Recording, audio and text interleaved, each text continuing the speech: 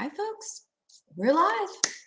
This is Elizabeth Matherne from Kuck, Baxter's South Georgia office.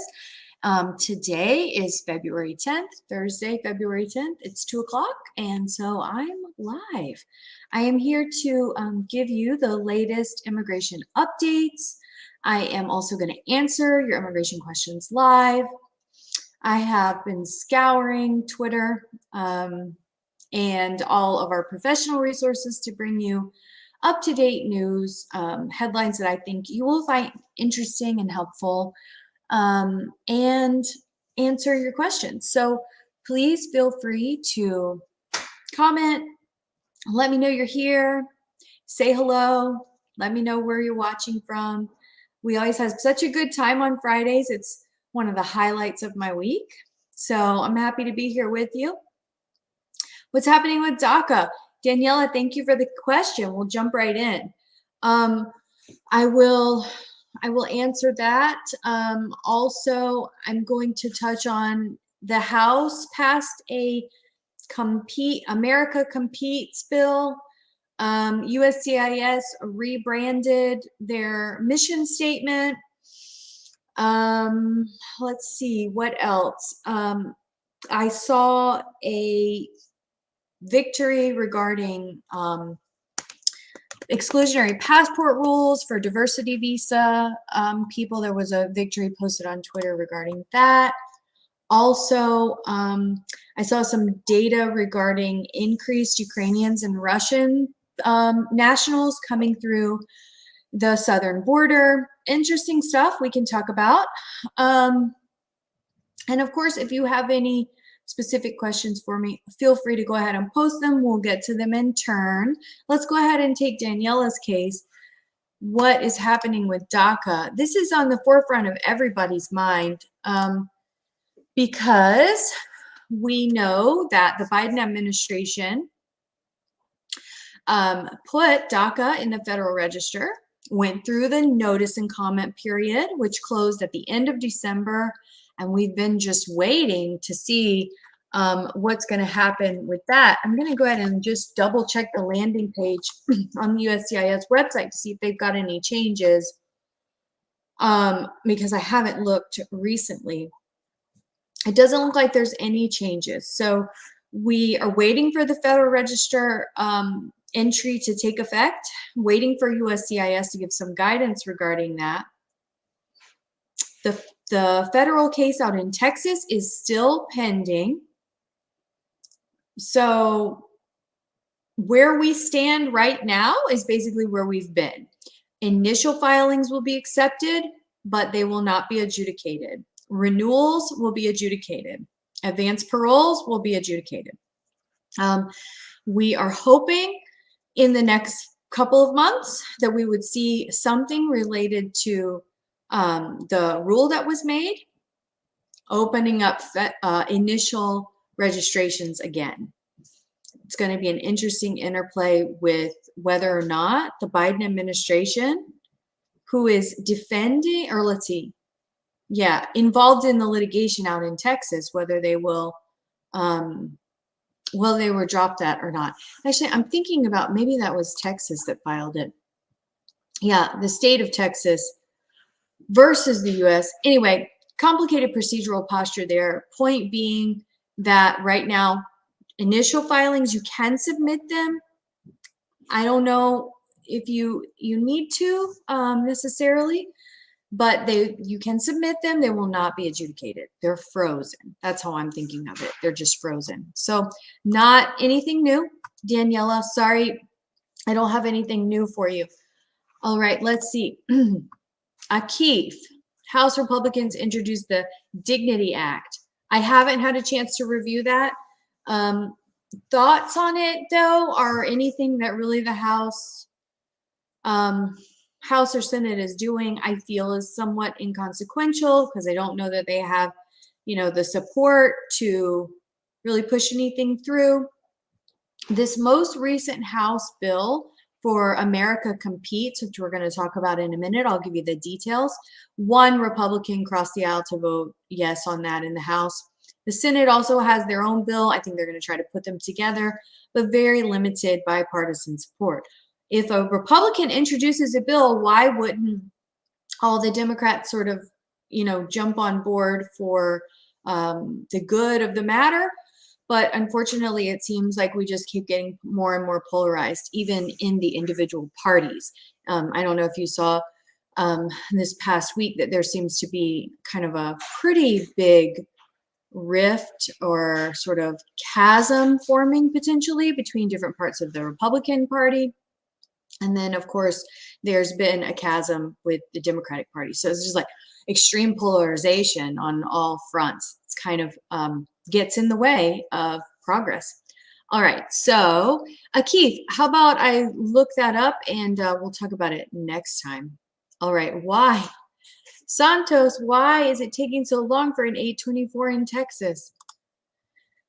I feel like I get this question daily, like, why is this taking a long time, or how long should this take, or should I be concerned that it's taking this long? And unfortunately, we're seeing timelines that are not consistent or predictable. We're still seeing timelines affected by backlogs and all of that. So it's really kind of like a fortune telling question, like what is like me trying to imagine what's happening in the USCIS offices. And all I can imagine is just chaos and inefficiency. And that would be my answer for why 824 is taking so long. Chaos and inefficiency. All right. Hopefully, though, soon it will be adjudicated. And I know I've posted on past Facebook Lives how to look up average processing times. And I always remind people that is not the definitive processing time window. That's I think it's the mean. So it's the average window. That means there's going to be outliers on either side. All right. Okay, Daniela is asking, should I send my first time application or should I wait? Okay, that is kind of a question that may be an individualized determination. So if you're wondering about that, I would think the best thing to do is talk to an immigration attorney in person, in a confidential setting, about the actual facts of your case. That being said, I will answer generally in my thoughts on it. Whenever we file a DACA or a TPS or anything, we have to remember that there is inherent risk in that, right? You are telling the government where you are and what your address is and all of that. You may not ultimately get a benefit from DACA if you file it, although it's looking more and more likely that that is a potential, like eventually it's going to come back online, in my opinion, because the administration went through that notice and comment period, like tried to do it the right way. So it kind of makes all the lawsuits regarding executive orders and executive authority moot in a way on this particular issue. So DACA is looking stronger that it'll eventually come back online. But when you file an application not knowing whether it's going to be adjudicated, not knowing what's going to happen with that it's just kind of, you're going to put all your information out there and it's just going to kind of sit. Some people don't want to take that risk and will rather just wait and see if DACA is going to, open back up for initial filings to be adjudicated. So it's really, you don't get any benefit while the initial application is just sitting there. In other words, you're not going to get a work permit. There's not necessarily like a priority date you're going to get a place in line. But some people want to make sure that they have their application filed so that when it does start back up, things will start rolling for their case again. They've already just kind of passed that initial threshold. But it's totally up to you.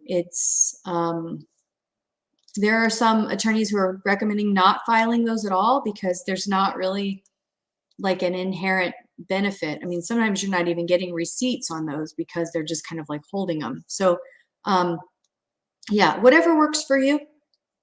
I'm never going to ask you to substitute my judgment for your own, but just in general, I don't know that there's a ton of benefit to it. Now, why would I want to talk to somebody on an individualized basis? I would want to help them assess the full risk in their case. Some people with a removal order, you are eligible for DACA. There's a little more risk in filing giving the government your information, not knowing if you're going to achieve a benefit when perhaps maybe you have removal orders. So just for example, things like that. I think it's important to have that confidential conversation if you're interested in just kind of like talking out the individual facts of your case. Okay, Jesus. Hi, Jesus. All right, do I know where to check the processing times for Venezuelan TPS? That's a great question. Yeah, if it's not, oh, yeah.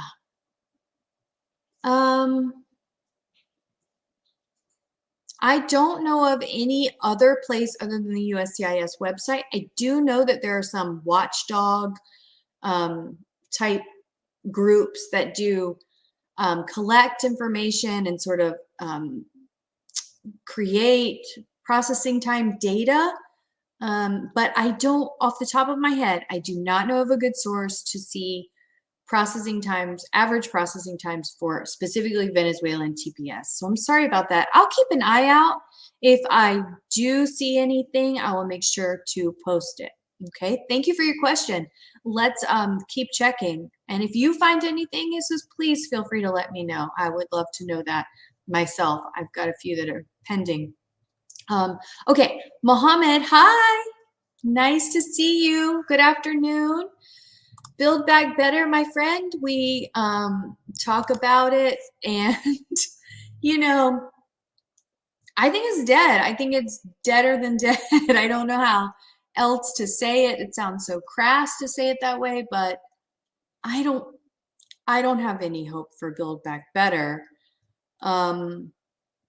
And you know, I keep seeing them talking about piecing it out, like taking parts of Build Back Better and trying to pass it as independent legislation. I'm just not seeing any motivation for there to be any unity or progress within our like legislative bodies. You know, it doesn't seem like they're getting anything done. So that's my perspective. I feel so jaded with that perspective, but it's really, I feel like it's pretty reality based in what we're dealing with. Buhar, that is very sweet. I think you're far too kind. I am certainly not the best lawyer in the world, but I may be a good one. So thank you so much for that compliment. That means a lot to me. Okay, Laura Gomez. My mom has an illegal entry. My brother just turned 21. He's a U.S. citizen. Can he petition for her? My resident dad asked for the waiver. Good question, Laura. Okay, so a lot of times we talk about how if someone entered, okay, she's got a follow-up.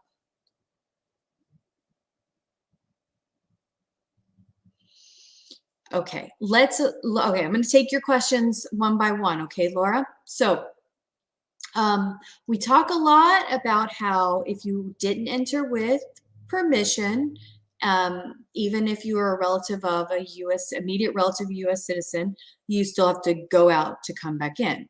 If you have the opportunity to advance parole, for example, with DACA, then that gives you that permission, and then you can adjust here in the United States, adjust your status.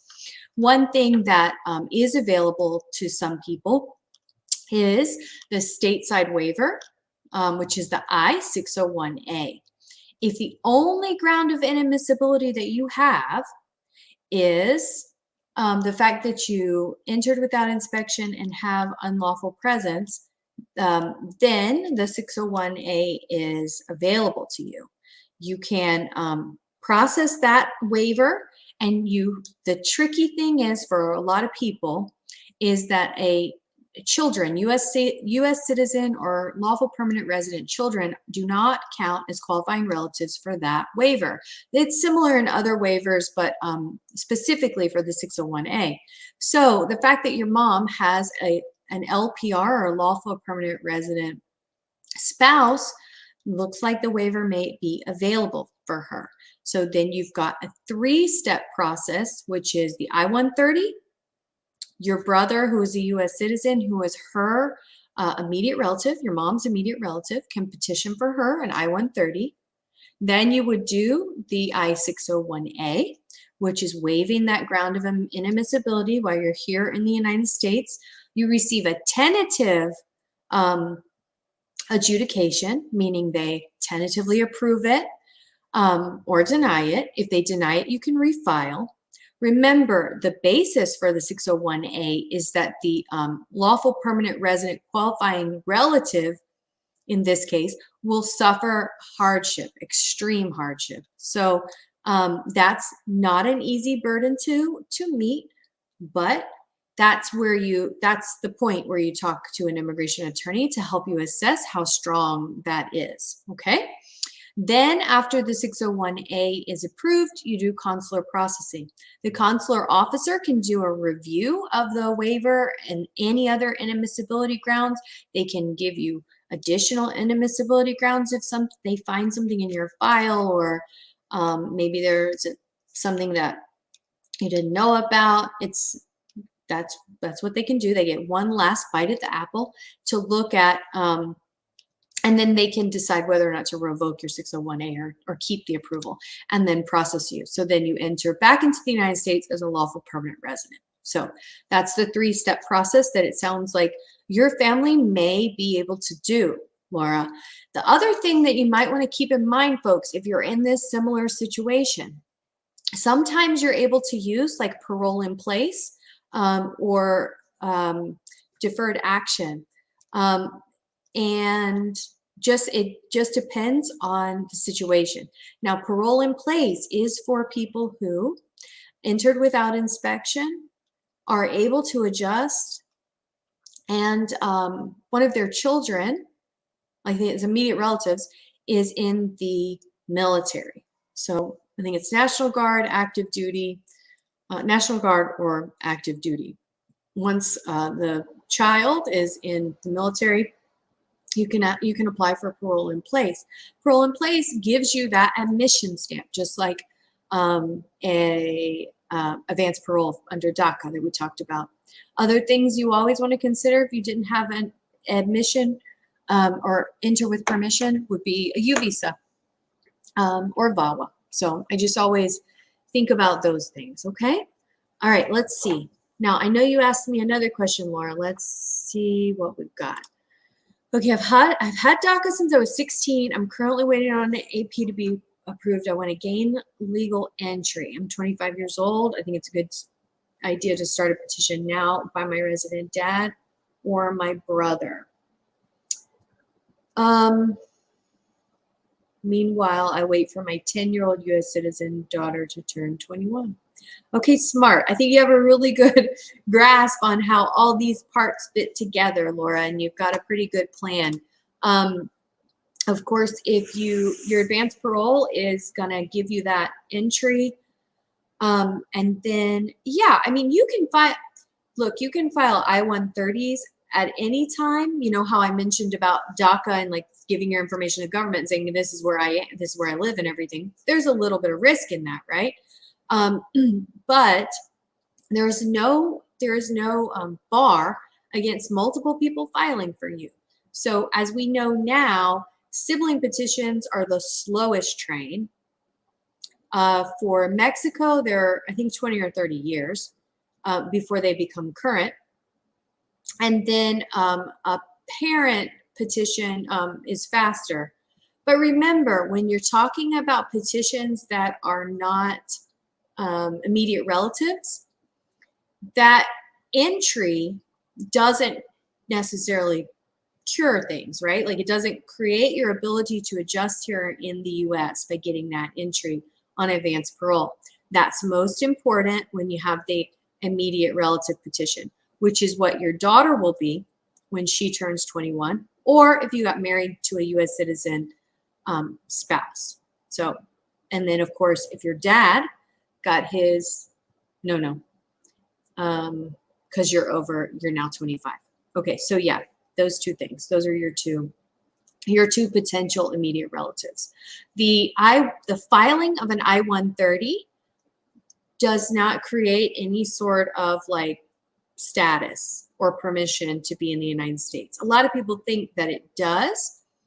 That's sort of what I believe is like a holdover from our 1986 amnesty and the 245I from 2001, where you like And also the registry, like where you had to maybe, well, registry is just you had to be here in the country from a certain day, but with like 245I, if you had a petition filed for you prior to a certain date, then you are eligible for this benefit. So inherent in that is if you file I-130s that are available to you, if any legislation subsequently passed that enabled you to like be a part of that group, if you had applications pending, then you would be in that group. So that's why sometimes people think they want to file an I-130. But just because you have that I-130 for a non-immediate relative, it's not in and of itself going to create any sort of benefit or permission to be in the US. Not a problem for you because you have your DACA. But, and we think DACA is going to be a long-term option as far as the way it looks right now. Okay. So thank you so much for that question. You got great questions today, Laura, giving me an opportunity to talk about a lot of really important information that I think helps a lot of people. Okay, you're very welcome, Mohammed. All right. Fadi, granted asylum by an immigration judge. When can I file for a green card? First of all, congratulations to anybody who gets granted, yay! Congratulations, granted in August 2021. 1 year, you can file for your green card after 1 year of being in asylum status. So congratulations. I am so happy for you. Make sure that when you file for your green card, if you need any waivers, like for any sort of reason, any inadmissibility grounds that might not have prevented you from getting asylum, but might affect your ability to adjust your status to a green card holder, that those inadmissibility grounds are assessed and you file your waivers when you file for your green card. So congratulations, Buddy. That's awesome. I'm so happy for you. Okay, folks, I think that's pretty much all the questions now. Keep them coming if you have more questions. Real quick, I'm going to go through some of our news items because we have less than 10 minutes left, and I haven't gone through very many of our news items. Not a super busy news week in my mind. I've got a few things here, so let's see. This was the one that I wanted to tell. I know a lot, sometimes we get diversity visa people interested in our Facebook Lives, and this is particularly related to diversity visas. Apparently there was a case that came out that has national implications related to the passport rule for diversity visa program participants, which the case argued that it placed unnecessary burdens on immigrants and resulted in drastic drops in diversity visa participation because they required for you to have a current passport in order to, I think, apply for a diversity visa.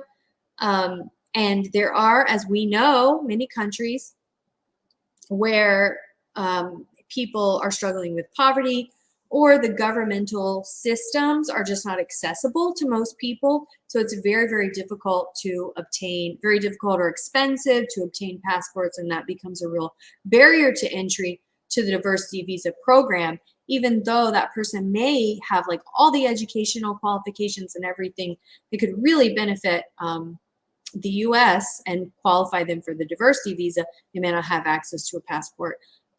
So anyway, apparently that case is, let me tell, EB versus Pompeo, and I think that was a Georgetown Law Immigration Clinic victory. It's going to be interesting to see how that applies, if it's only going forward or if it has any retroactive application. So, okay, that's one. Let's talk about America Competes, which I mentioned before was the House bill. And then we've also got the Senate. If you remember, the Senate passed something that was like STEM related back in June. It was called the Innovation and Competition Act. It did seem to have bipartisan effort and was related to like research, Fulbright scholarships, flexibility regarding different research studies and higher education endeavors. I think that kind of came out on the heels of like the COVID-19 situation, and we need to be on the forefront of our research efforts. Of course, it hasn't gotten passed. So, and now the House has passed the America Competes, which is creating opportunities for manufacturing, preeminence in technology, and economic strength. One Republican crossed party lines to pass that. It's increased funding for the National Science Foundation research, STEM, etc. And one of the highlights from that is that it apparently creates a new visa category and exempts international students and scholars, some under certain categories, from green card caps. So that may be helpful for some people who are subject to caps. Let's see, what else have we got? Oh, the USCIS director pled with the government, with Congress, for more funding. She said that she testified, or I don't know, she asked Congress for more funding because quote, our processing times are too long. There are no ifs, ands, or buts about it. I think we would all agree with that. However, they keep increasing filing fees, so I'm not really sure. And it's a fee-driven agency, so I'm not really sure what's going on with that. Now, remember, there was that whole, in the Trump administration, there was that whole new fee schedule that was released. I mean, it included, I think it was like making some fees absolutely astronomical, like cancellation of removal application for immigration court was going from like $100 to, I don't know, $700 or something crazy like that, or $1,000. That whole new fee increase, I don't know if all of it or some of it, I'm pretty sure some of it, the ones that were like super crazy and unfair, were enjoined. So maybe, I don't know, maybe they'll wait and see if those fee increases come back. But ultimately, like, USCIS needs to have some accountability and responsibility for the way they handled the pandemic and the backlog. And like, they can't keep banking on filing fees, that's like putting the burden on the applicants for them not running their agency in an efficient manner. And that just isn't fair. It's kind of like, the parking department of your local small town charging $10,000 for a parking ticket because they have inefficiencies in their own internal systems. That's not the way you right the ship, in my opinion. Take that with a grain of salt. All right, increase of Ukrainians and Russians at the southern border. There was a Business Insider article that I'm trying to see where this number, yeah, it's from DHS. The data's from DHS, and they said that more than 2,000 Russians and 300 Ukrainians were intercepted on the southern border. So interesting. Another interesting tidbit I saw was that there are a few Republican attorney generals who are suing the Biden administration over the Central American, it's the CAM program, Central American Minor Immigration Program, that was for children from certain countries in Central America to be able to reunite with family members here in the U.S. I think parents or legal guardians, if they had these qualifying relatives here in the U.S. and maybe they were alone or something. And the last data we heard about it was like, and that was an Obama initiative. Last data we heard about it was nobody had actually been able to utilize the program because the government wasn't processing the applications or nobody actually qualified. It seems like the Biden administration kind of tried to say that that was a go again. And now these 8 Republican attorney generals are basically suing, saying that the Biden administration expanded the program to allow people with pending asylum claims to petition for their children to join them in the US, and that isn't a status. So why would you have people without status join other people without status? It's a fundamental lack of an understanding of immigration law and a level of like compassion and respect for family unity. But just so you know, those state attorney generals are from Arkansas, Alaska, Florida, Indiana, Missouri, Montana, Oklahoma, and Texas. So I don't know that they'll really go anywhere with that, but it is an interesting more piece of litigation that's out there. Let me see if we have any more questions before we wrap up. We are at the 30-minute mark.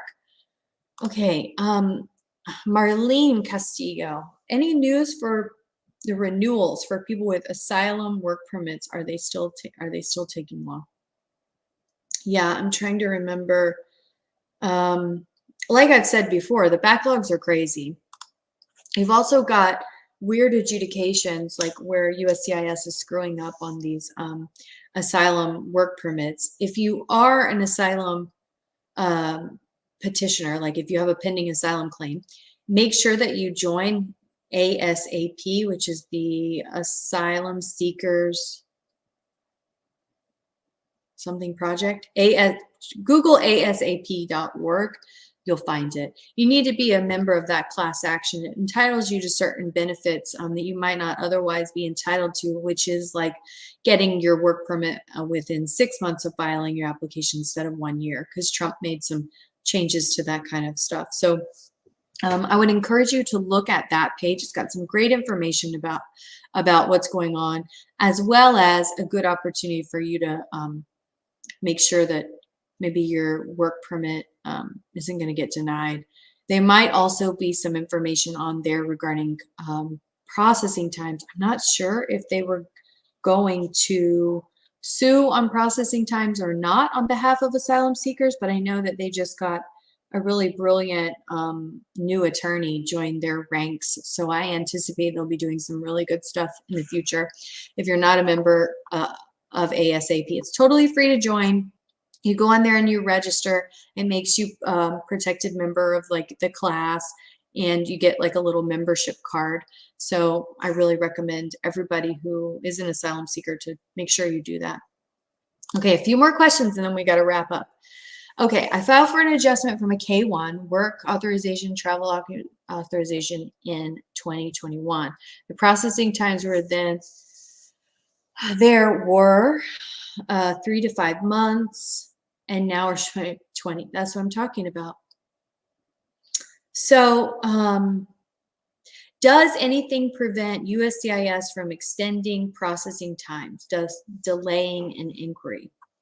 Okay, first of all, this is exactly what I'm talking about. The reporting is exactly what they're reporting, right? So it's the government's self-assessment and giving it to the public, and it's always going to be behind what's actually happening, right? Because in order for them to get that picture, they have to have had a certain number completed, right? Like, so in other words, for them to say that the average is 20 and a half months, they have to have waited for a bunch to process 20 and a half months. That may not make a lot of sense what I'm saying, but point is, we're not getting real-time information from this data, which means that it's even further backlogged than they're reporting. So yeah, it's crazy. So does anything prevent USCIS from extending processing times?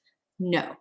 At one point, there was a regulation or a rule that stated they had to process certain work permit applications within six months, 180 days. That is, or maybe it was 90 days. That is no longer in effect.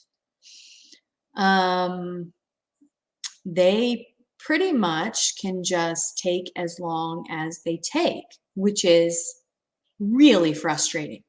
Now, thus delaying an inquiry. I'm not sure what you mean by that. Like, maybe are you saying like, if you do an inquiry, will it make it delayed even more? I don't have, I mean, the only thing I have would be an anecdotal evidence for that. I don't think doing an inquiry delays something. If, in fact, it can sometimes speed it up, because sometimes something is like on a shelf that somebody forgot about. So, but I did mention on the past few of my Facebook Lives about some new guidance that was released for expedite requests. And in that guidance, it included financial hardship or harm based on the long-term delay of the work permit. So you might try something like that. Guidance was issued. If you go back and you look at the comments of some of my other past, like maybe the past 2 Facebook Lives I've done, I put in there the link to that memo, and you might want to try doing an expedite request. Now, that being said, take it with a grain of salt. If it's kind of like a snowball effect, right? So if everybody's applications are delayed and they don't have an effective plan to address that, and then they start getting a large influx of expedite requests, they're not even going to be able to look at the expedite requests to then move you ahead of the line in theory, right?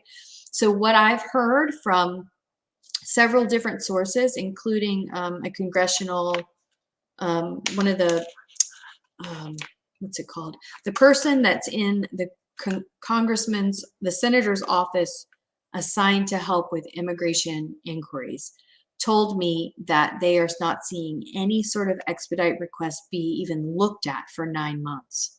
So, and that's just all sorts of different types of cases.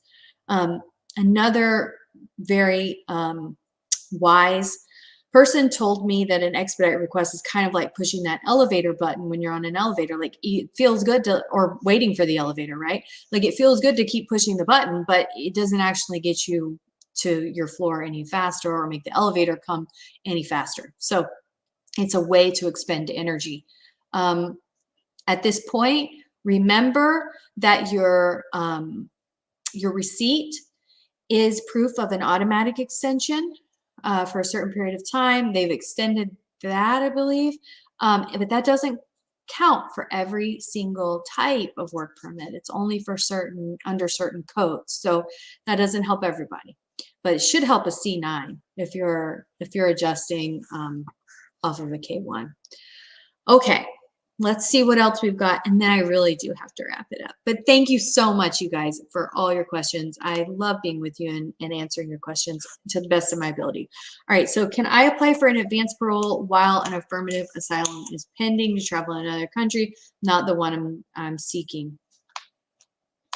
There is an application called a travel document